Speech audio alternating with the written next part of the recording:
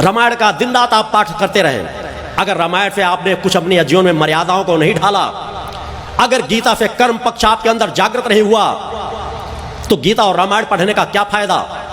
एक से एक गीता मनीषी पढ़े होंगे, गीता पर सालों सालों प्रवचन देते चले जाएंगे, मगर चेतना से शून्य है। इतना रट करके, इतना रटू तोता बन करके भी अगर उन्होंने कृष्ण के दर्शन भी नहीं प्राप्त किए, तो फिर गीता पढ़ने का क्या लाभ। एक आम समाज के लिए तो माना जा सकता है, मगर जो अपने आप को धर्म प्रमुख कह रहे हो, गीता मनीषी कह रहे हो, उन्होंने अगर अपने प्रभु के चरणों के रजकणों का पान नहीं किया, उनका दर्शन नहीं प्राप्त किया, तो धिक्कार है ऐसे गीता मनीषियों को, धिक्कार है ऐसे रामायणियों को।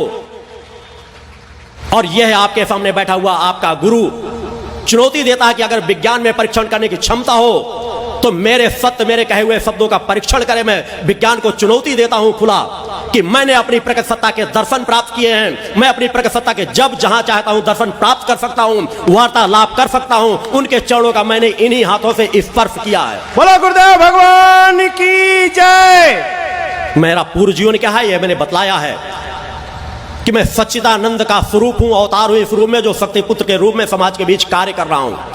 मगर इस जीवन में मैंने साधनाओं का इस जीवन पे ही उपार्जित किया है, और इस जीवन की उपार्जित साधनाओं को ही समाज में उपयोग कर रहा हूं। मैंने इसी शरीर को समाज के बीच तपाया है।